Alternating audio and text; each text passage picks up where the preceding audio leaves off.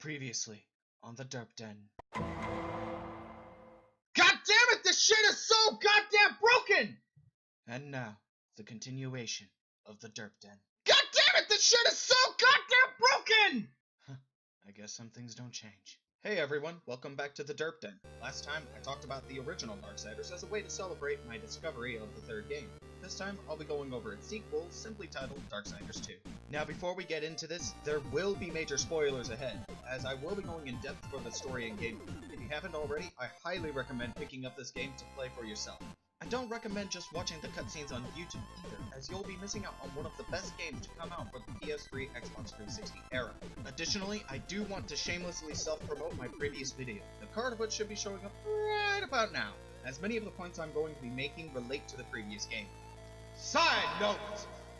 At the time of writing this, the third game had yet to be released, but by the time I actually got off my lazy ass and actually started recording, it had already released, so expect a review for Darksiders 3 as soon as I beat it. Now, with all of that out of the way, let's get it on!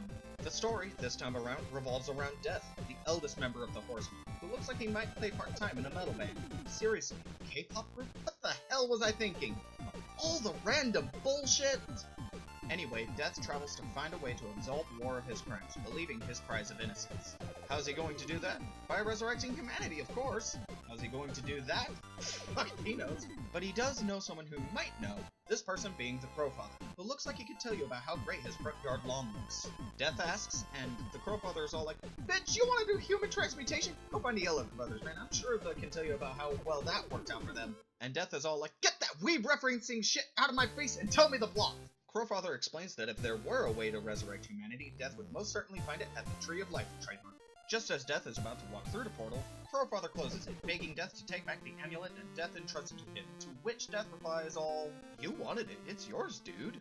And the Crowfather is all, "The voices tell me to do things, to burn people, Death loves!" Death asks very nicely for Crowfather to open the portal, to which he responds, "Fuck you, you're not my real dad!" Then turns into a shadowy version of War, which serves as our first real boss fight. Death beats him only to stab him through the chest and asks nicely again for Crowfather to open the portal, who promptly dies of his mortal wound.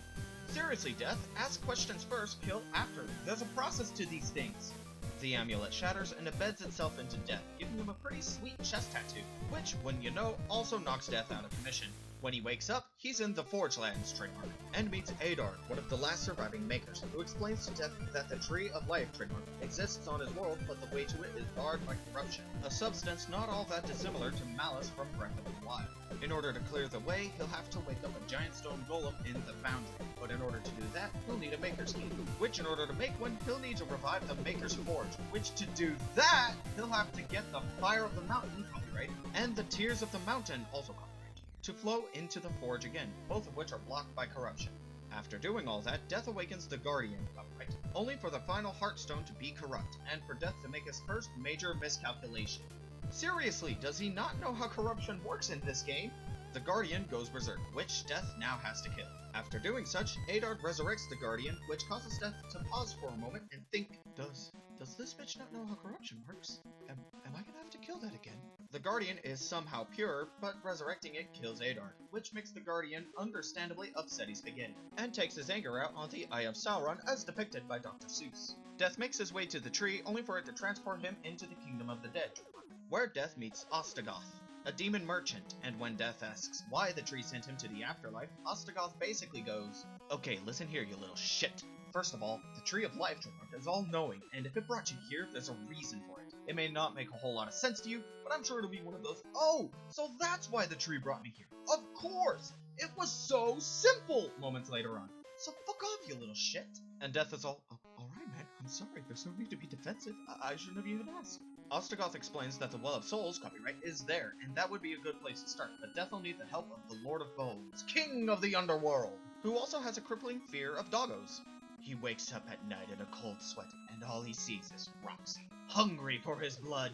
After staging the first annual Underworld reunion, Death makes his way to the Well of Souls, only for it to be infected with corruption. Death clears it, but finds the well is empty. But surprise! There's another well, or some shit like that. It's never really explained. This one is hidden from all creation and is the gathering point of all living beings that have died to await reincarnation. To get there, he'll need 2 keys, one held by the angel Archon and the other held by the demon Samaya. After getting both, he makes his way into the Well of Souls and confronts Absalom, Death's brother. You see, the other 3 horsemen are all actually Nephilim, the cursed union of angel and demon, who tried to take the Garden of Eden trademark for themselves, which was God's first gift to humanity. Death and company were against the Nephilim taking the garden, and made a deal with the charred Moaheads. In exchange for...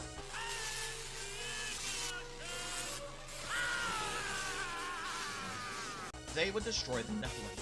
This genocide was led by Death, dealt killing blow to Absalom himself. This made Absalom, understandably, upsetty spaghetti, who then gave birth to corruption. After Death beats Absalom at the Well of Souls, Crowfather's spirit explains that to resurrect humanity, Death would need to sacrifice the Nephilim, whose souls reside in the fragments of the amulet embedded in Death's chest. Alternatively, he could resurrect the Nephilim instead, which would clear Death of his own sins. He chooses the former, but before Death can be destroyed, or breaks the final seal of the Apocalypse, which summons Death, Fury, and Strife to Earth. Cue credits. How does the game hold up? It's actually pretty godlike. You know how Borderlands 2 is basically just Borderlands 1.5 with extra guns? Yeah, Darksiders 2 isn't like that at all. Nearly every aspect of the previous game has been improved on. The story, while not necessarily simpler, is told in a more straightforward format, making it easier to follow than before. Death is also a far better main character than War ever was. While Death is undeniably a badass, he's not stoic in the slightest. He has clear emotions and a clear personality. He has respect for beings older and wiser than him, and goes through a pretty compelling character arc. Combat is faster and far more responsive than before. Speaking of which, combat has been overhauled. While you still have your primary and secondary weapons, you're not limited to just one kind of either. Primary weapons are still just size, but there are hundreds of different sizes to choose from, each with different stat values and additional effects. Secondary weapons have far more options to choose from as well, but adhere to 2 major archetypes: light weapons such as mufflers that have low damage but fast attack speed, and heavy weapons such as hammers that have high damage but low attack speed. Additionally, combos from primary and secondary weapons can be interwoven, allowing for more damage and preventing combat from feeling too repetitive. There are also armor sets and trinkets Death can equip, which reflects the more RPG-focused nature of the game. Now, real quick, before I go into exploration, I want to first explain what I view as an open world and how it differs from an open-air game. An open-world game is a game like Wind Waker, where the game is mostly open and you're technically able to explore anywhere, but much of the world is still locked until you get certain items or abilities. While an open-air game is completely open, and you're able to go anywhere you like without restraints such as Skyrim. Now, back to Darksiders. The game is an open-world game, and exploration is far more emphasized and rewarding. There's much more to find and discover, and exploration is almost always rewarded with something tangible to the player. Even if you find equipment that isn't as good as what you have, you can always sell it, which gives you gold. Wait, this is called guilt. Real subtle there, guys. Anyway, you're able to trade guilt for weapons, armor, trinkets, and consumable items. The game also has a skill tree, and there are 2 major branches you can take, which I like to call Attacky Boy and Casty Boy. Attacky Boy increases your melee damage and gives you abilities like a teleport slash that also heals on impact. Casty Boy, on the other hand, summons things like little ghosty ghouls that take aggro, generate wrath per hit, and explode when they either die or time out. Reaper form, this game's Chaos form equivalent, has been nerfed to the ground. And thank fucking god. You're no longer invincible when in Reaper form, although you do take far less damage than normal. You deal way more damage, attack faster, but the form doesn't last nearly as long as in the last game. Additionally, Reaper energy is far more difficult to generate, making the skill much more valuable to the player, which prevents the player from using it at the drop of a hat. Finally, dungeons have received the most care, as most are memorable and actually kind of gorgeous to look at, which is thanks to, in no small part, the art direction of the game, which has taken a more cel-shaded comic book style as opposed to the realistic look of the last game. This makes the world far more interesting to look at, which is also thanks to the location. The Kingdom of the Dead, particularly, is absolutely stunning to look at. Bosses are much more memorable this time around, and puzzles are much harder. Most are still simple to figure out, but there are still some puzzles that actually stumped me for a good while, which was greatly appreciated. Man, all these good things I'm saying about the game, surely it must be perfect. Not necessarily. The story does become a bit predictable, and death is really only a marginal improvement from War. Still, some personality is better than none at all. While the skill tree does seem like a good idea on paper, the abilities you get essentially break the balance of the game, and especially on New Game Plus, make certain boss fights an absolute joke. And you know this wouldn't be a Darksiders game if there wasn't an absolutely broken boss fight in it. Hit it! Okay, I was not aware we were playing Shadow of the Colossus here. Alright, just gonna go ahead and get on my horse and oh, okay. Okay, maybe I went the wrong way last time. Let's try going this way this time. It didn't help at all. Okay, so apparently I can't dodge this, so I'll just go ahead and start shooting. Oh, holy crap, he goes back up so fast! Woohoo! Look at those explosions go. Dismember his arm. Yeah, go ahead. Alright, I'm just gonna go ahead and climb up here. Start attacking his heartstone here. Yeah, let's go ahead. Let's do this. Okay, gonna have to do that a second time apparently. Holy crap, the hitbox on that is huge!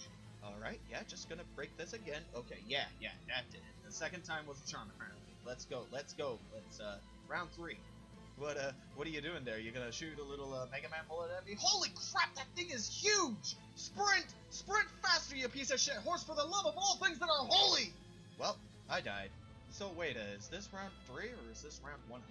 I can't even tell. I don't get it. The first phase of this fight was so easy. Why is it so much harder all of a sudden? Was that Mega Man I just heard? You know what would help for this phase of the fight? Being able to attack and sprint at the same time. Wait a second. Oh, that's what I was supposed to do. That's where I was supposed to go. Okay, I know how to do this now. Alright, what are you doing? You charge it up? You're gonna do a spin dash? Holy shit! Okay, so I'm going to go out on a limb here and say that I have to get those things down to 0 health, then run to the Guardian so that it can blow up its legs. That was exactly what I was supposed to do. Man, I gotta climb up far this time. Oh god, I have to do that. Wait! There's 2 of them now! Oh god, please don't kill me again. God damn it! Okay, you know what? I'm pretty good at the first phase. Okay. This is making me question, am I just bad at games, or is this honestly broken? I can't even tell at this point. Okay, now I'm pretty good at the first part. Okay, let's go to the second phase. Mega Man blasting, go ahead. Woo! Okay, we got it. Run to his legs. Run to his legs. Yeah, break his kneecaps off. Oh my god, I'm actually doing it. Holy shit, that took like 12 years off my life. Still, these really are just minor complaints, and the rest of the game is so great I can still recommend it even with those issues in mind. It's a great game with tons of replayability, which is rare considering the era the game came out in. So, before I end this, I'd like to introduce a new format I'll use for all of my Derp Den reviews. Now, I'm not going to use an arbitrary number out of another number, as I feel they don't adequately express my like or dislike for the game in question. Instead, I'll just give it a score of highly unrecommended, which is a garbage trash game to steer clear from, unrecommended, which is just a bad or disappointing game, but also has some good points to it, a recommended game, which is a good game with a few bad points, and highly recommended, which is a great game with little to no faults in it. With that out of the way, I'll give this game my rating of highly recommended. It's a great game with only a few nitpicks of mine for issues that mainly just bug me personally. Now, how about Darksiders 3? We'll just have to wait until the game launches on November 27th to find out. Until then, I hope you enjoyed your stay at the Derp Den. If you liked what you saw, go ahead and give that like button a Detroit smash, and maybe give that subscribe button a Delaware smash too while you're at it. And be sure to like my Facebook and Twitter, where I announce the status of my upcoming videos and streams. And if you guys have any games you'd like me to talk about, let me know in the comments below. This has been McDurples, signing out for now.